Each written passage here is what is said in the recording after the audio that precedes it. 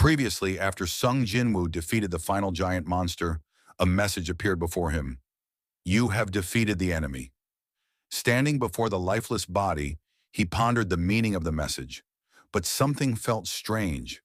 Jinho rushed over, full of excitement, praising Jinwoo's strength and congratulating him for taking down the giant.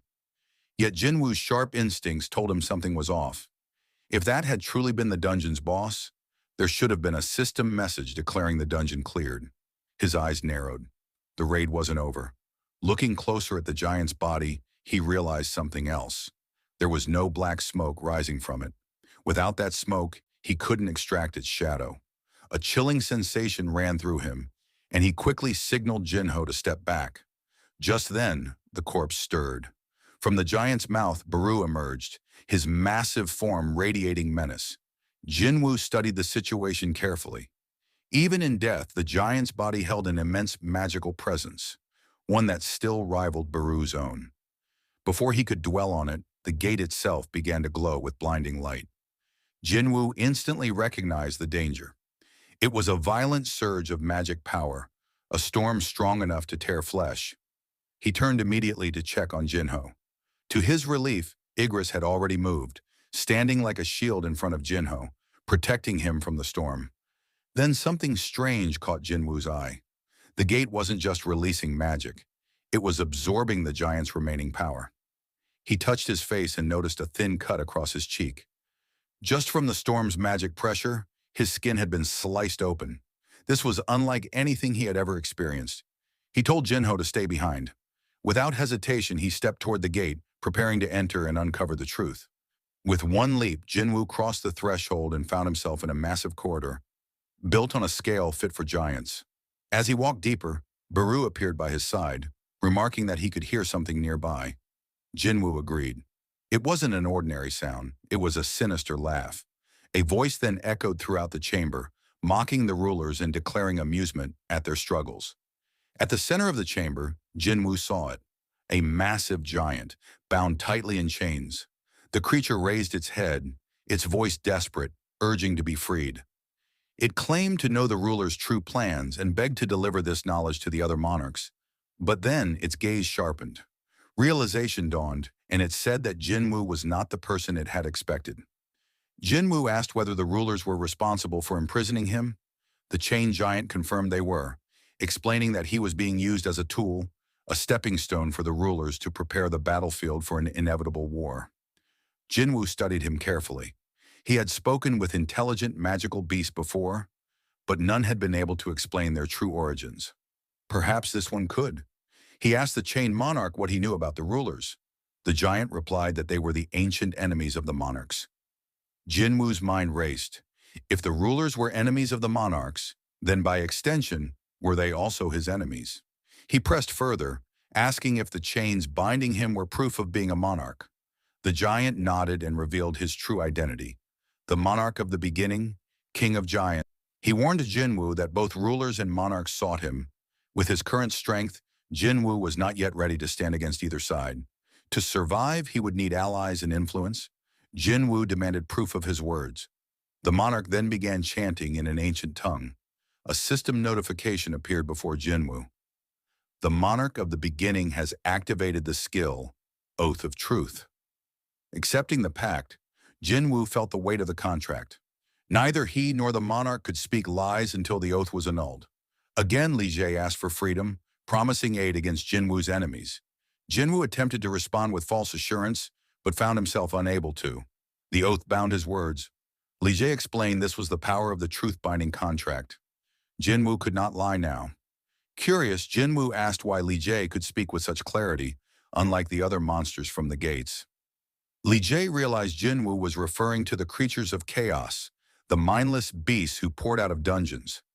He explained that those were prisoners of the rulers, locked away for so long that their minds had decayed, leaving them nothing but beasts. He, however, was different. He was a king.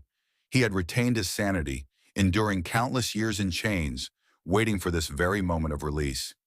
Jinwoo then asked if the silver-winged soldiers were also part of the ruler's forces. Li Jie confirmed it, adding that the rulers were already preparing for a war against the monarchs. Jinwoo questioned why they sent endless waves of monsters into humanity's world. Li Jie revealed the truth. Their purpose was not to destroy, but to prepare. By injecting magic power into Earth, little by little, they were transforming it into a battlefield capable of withstanding the clash between rulers and monarchs. Magic stones and crystals, what humanity thought were blessings, were in fact part of this grand design. The blood and deaths of hunters and civilians alike were the very fuel transforming the planet. Jinwoo finally understood. The world was being prepared for war. When Jinwoo asked what war Li Jie meant, the monarch's answer was simple: the rematch between rulers and monarchs. And Earth would become the front line of that conflict far sooner than Jinwoo expected.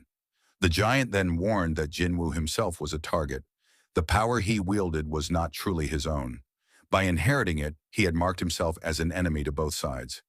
Yet Li Jie swore that he would stand by Jinwoo's side in the battles to come. Jinwoo, however, remained suspicious. If Li Jie truly wanted to help, wouldn't it be easier to join him as a shadow soldier? At that moment, the monarch froze. Behind Jinwoo, he saw something, a figure cloaked in darkness, the true presence of the Shadow Monarch. He tells Jinwoo that rulers and monarchs are bound to spiritual forms. When they die, they can't become shadows. Li Jie then asks, "Was that enough to convince you to help me?" Jinwoo draws his weapon, slowly approaching. He understands the situation, but something feels off. He senses he's missing a crucial detail. As he begins to free Li Jie, Jinwoo asks, "You said you'll stay by my side, right?" Li Jie replies, "Of course. If you help me, I will help you. This is a fair and absolute deal between monarchs." But Jinwoo, still wary, asks, "Are you on the human side?" Li Jie remains silent. Jinwoo repeats the question, "Why aren't you answering? Is it because of the oath of truth?" Then Jinwoo notices something. There's a magical crystal embedded at the back of Li Jie's neck. He realizes, as long as that stone exists, you must be hearing the ruler's commands, just like every other monster, telling you to kill humans. Li Jie lunges, but Jinwoo dodges, saying, "The deal's off." He stabs Li Jie through the chest. "You're too dangerous to let live. You could become a calamity." Li Jie, wounded, looks at Jinwoo and says, "You're wrong. The true calamity is you." He tries to attack again, but Jinwoo is faster. He strikes back, though even that isn't enough to kill the monarch of the beginning. Using his last bit of strength, Li Jie warns Jinwoo, "As the battles between the people of Earth and the residents of Chaos grow more frequent, the world will become a more intense war zone. I pray that everything you hold dear turns to ash, burned by the karma of war." Jinwoo finishes him with the final blow. It won't go as you hope. A system notification appears. "You have defeated Li Jie, one of the 9 original monarchs. It adds that a great amount of experience has been earned, and it may take time to process." Jinwoo picks up a piece of metal from the ground and mutters, "Too bad I didn't get a shadow soldier. But I'll take this as a souvenir." As he stepped out of the dungeon, another message appeared before him. "You have reached level 122. The scene shifts to America, where a helicopter descends onto a private estate. Director David Brennan of the Hunter Bureau steps out, accompanied by Miss Sellner, the mysterious woman gifted with foresight. They are greeted by Christopher Reed, one of the world's national-level hunters. Surprised by the unannounced visit, Christopher remarks that he hadn't expected any visitors today. Director Brennan explains that they have an urgent matter to discuss and requests complete privacy. With a nod, Christopher instructs his secretary to ensure no one approaches his office until the meeting is over. Once inside, the three take their seats.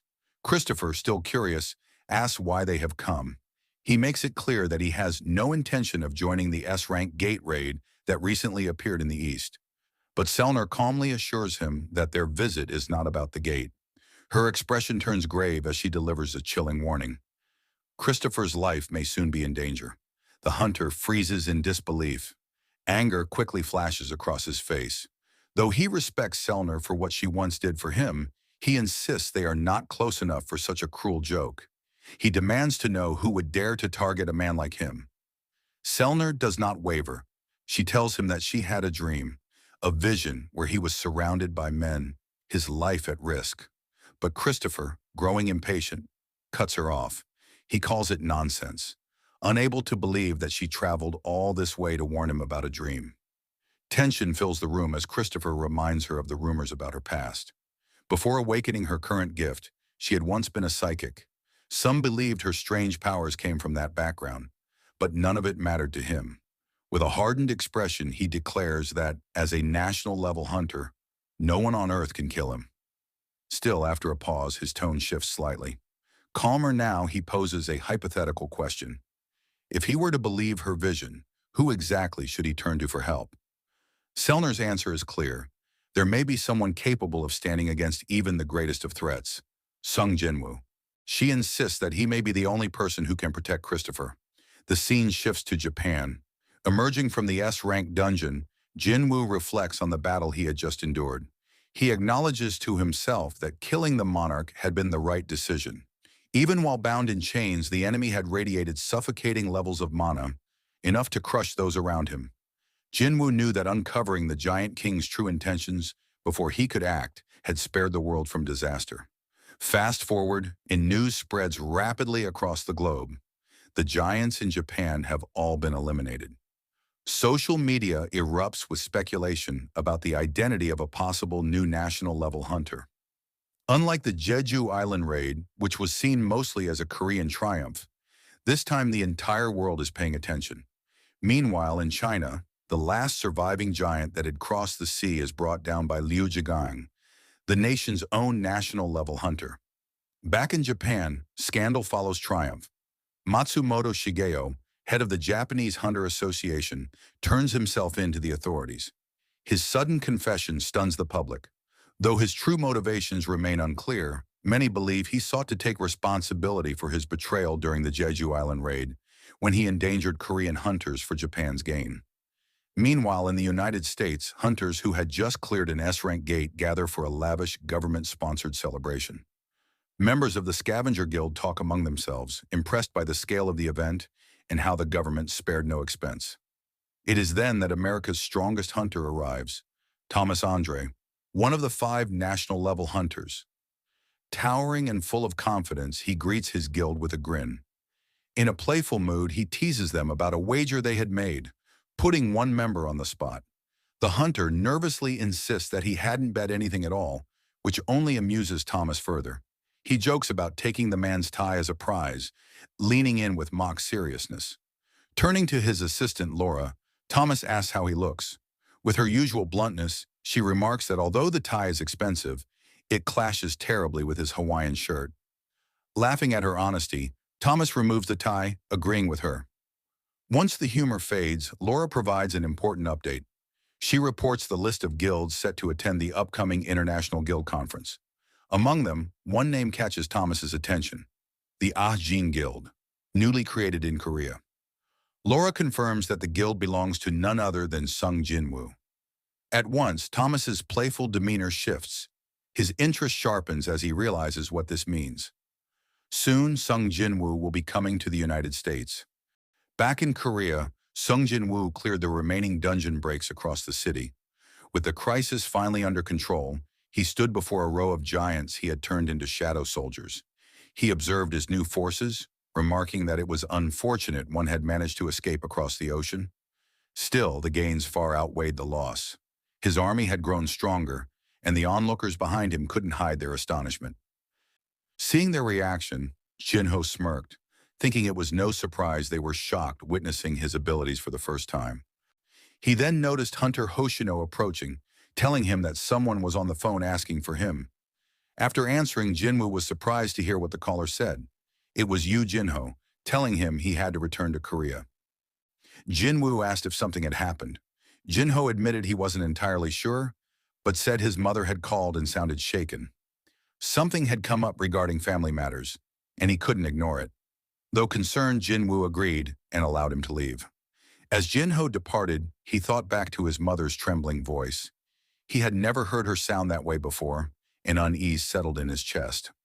Upon landing in Korea, Jinho was met by his father's assistant. The man informed him that a car had been prepared to take him directly to the hospital. His tone was grave as he advised Jinho to brace himself for what he was about to see. During the drive, the assistant explained the situation. By the time they arrived, Jinho's father was lying unconscious in a hospital bed, caught in what doctors called an eternal sleep. Shaken, Jinho tried to rush inside, but the assistant stopped him.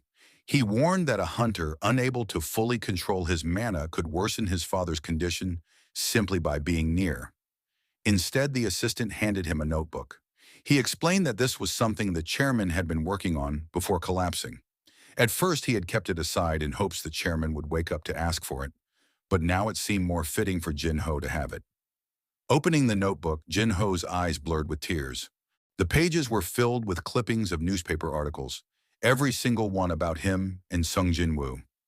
Jinho managed a faint smile through his tears. He realized his father still had the same old habit of collecting clippings of everything that mattered to him. The assistant added gently that the book didn't only contain articles about Jinwoo. Inside were newspaper features of Jinho's own achievements as well, his competitions, exhibitions, and even his recent ventures. His father had kept all of them. The assistant explained softly that it wasn't a lack of love. The chairman's expectations had simply been as immense as the love he felt for his son. Wiping his eyes, Jinho listened silently as the assistant suggested returning to the residence. As they began to leave, Jinho paused. He suddenly felt as though someone was nearby, watching him. Turning around, he saw nothing. The assistant asked if something was wrong. Jinho shook his head and replied it was nothing before continuing on. Unbeknownst to him, Jinwoo had been there all along, hidden under the cloak of stealth. Standing silently in the hospital room, he gazed at Jinho's unconscious father. Softly, he whispered that the scene was making him emotional. Then he produced a bottle of healing potion and carefully opened it. Outside the hospital, Yoo-jin-hee, Jinho's sister, had just arrived. As she entered the building, she briefly crossed paths with Jinwoo, who slipped past her quietly. Not recognizing him, she ignored it and continued on her way to see her father. When she entered the hospital room, she froze. To her shock, her father was sitting upright in bed, awake and looking at her. Overcome with emotion, tears streamed down her face as she rushed to his side. Before long, doctors arrived, completely stunned. They explained that the man had awakened from what had been classified as an eternal sleep, something that had never been recorded in medical history. One doctor muttered in disbelief, unable to imagine how the media would react once the news broke. Outside, Jinwoo walked calmly down the street. He murmured to himself that it was a little early, but wished Jinho a happy birthday nonetheless. After some time, he checked his shadow exchange ability, intending to return to Japan. The cooldown showed 1 hour and 54 minutes remained. With time to spare, he wondered how to pass the next 2 hours. For a brief moment, the thought of Cha Hai-in crossed his mind, but he quickly brushed it aside and decided instead to search for a dungeon to raid while he waited. Meanwhile, across the ocean in the United States, Christopher Reed, one of the world's national-level hunters, was asleep in his home.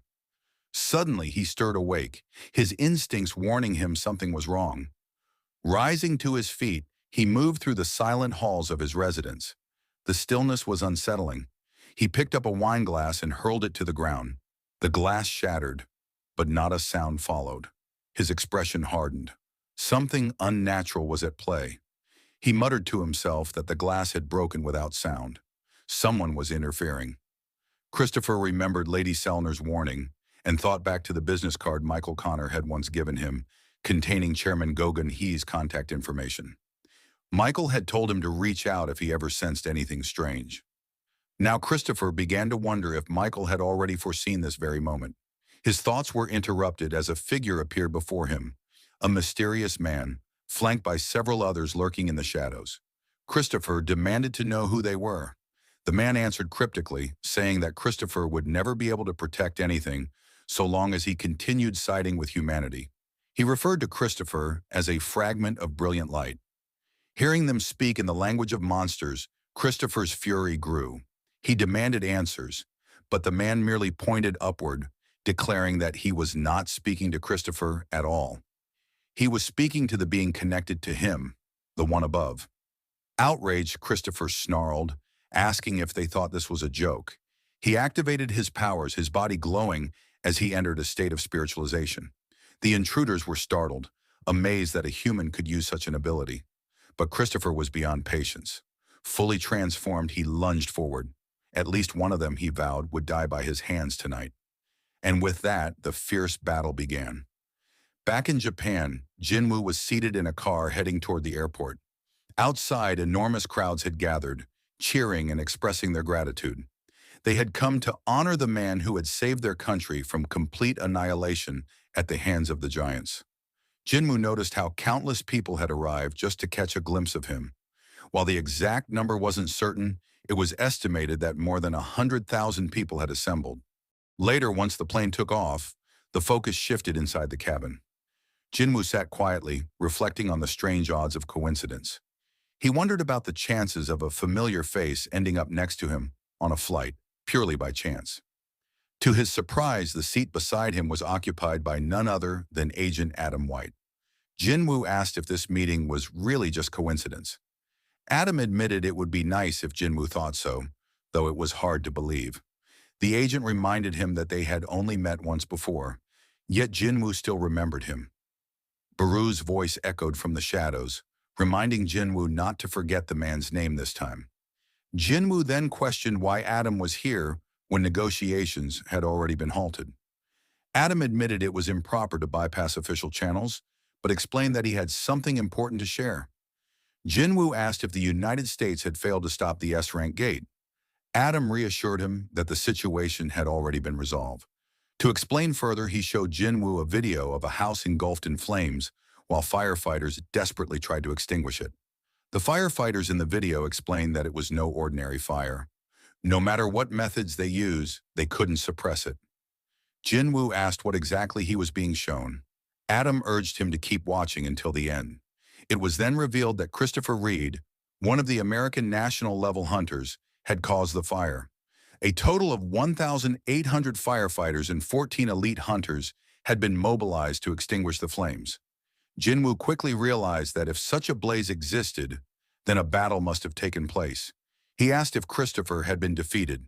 Adam confirmed the shocking truth. Christopher Reed had been killed. The agent then produced a photograph saying this was the person the Hunter Bureau believed to be the most likely suspect. Suddenly, Adam was lifted into the air by an invisible force as Jinwoo's fury surged. The hunter demanded to know if this was some kind of joke, warning that Adam wouldn't be walking out of the plane alive if it was. The other agents on board prepared to intervene, but Adam quickly stopped them. Gasping for breath, he clarified that the person in the photograph had come out of a dungeon. He might not be who they thought he was. Jinwoo ordered him to explain further. Adam said that the man's magic power was identical to that of monsters. During an interrogation, he had attacked an S-rank hunter. Adam reminded Jinwoo of the explosion at the Hunter Bureau headquarters several months earlier, the one that had shocked the world. Jinwoo asked if they thought this had something to do with his father and let Adam go. Gasping for air, Adam continued. He explained that this suspect had knocked out Bureau hunters during that incident and then vanished without a trace. Despite all efforts, it was as if the man had evaporated into thin air. Still struggling to breathe, Adam admitted he understood how difficult this was for Jinwoo, but insisted that the suspect matched every requirement to be considered responsible. Jinwoo demanded to know why he was being shown this picture. Adam then explained about the upcoming International Guild Conference in New Bern. Representatives from guilds across the world would be attending, and the Hunter Bureau planned to distribute wanted posters of this man. The investigation would no longer remain a secret. The United States had lost a national-level hunter, and the association intended to use every resource to find the culprit. Adam clarified that the reason he had come in person was to preserve good relations with Jinwoo. He wanted to warn him before the announcement went public. Otherwise, Jinwoo might have been shocked to suddenly see his father's face displayed on a screen at the event. Jinwoo sat in silence, shaken by the revelation. His father, Sung-il Hwan, missing for 10 years, had somehow returned. But the Bureau now considered him a monster. The thought disturbed Jinwoo deeply. One of the hunters accompanying Adam stepped forward, asking about his condition after being lifted by Jinwoo's power. Adam, still shaken but steadying himself, assured them he was fine. Yet in that moment, he couldn't help but be astonished. Telekinesis was a skill possessed by certain high-rank magic users, but usually it was limited to moving objects around. What Jinwoo had demonstrated was on an entirely different level. It was the kind of ability only national-level hunters were known to possess. For Adam White, the truth was undeniable. Sung Jinwoo was indeed the sixth national-level hunter, and this was a fact he knew he had to report to the vice director immediately. The episode ends here. Thank you so much for watching. I really appreciate it. If you haven't subscribed yet, please consider subscribing, and I'll see you next time.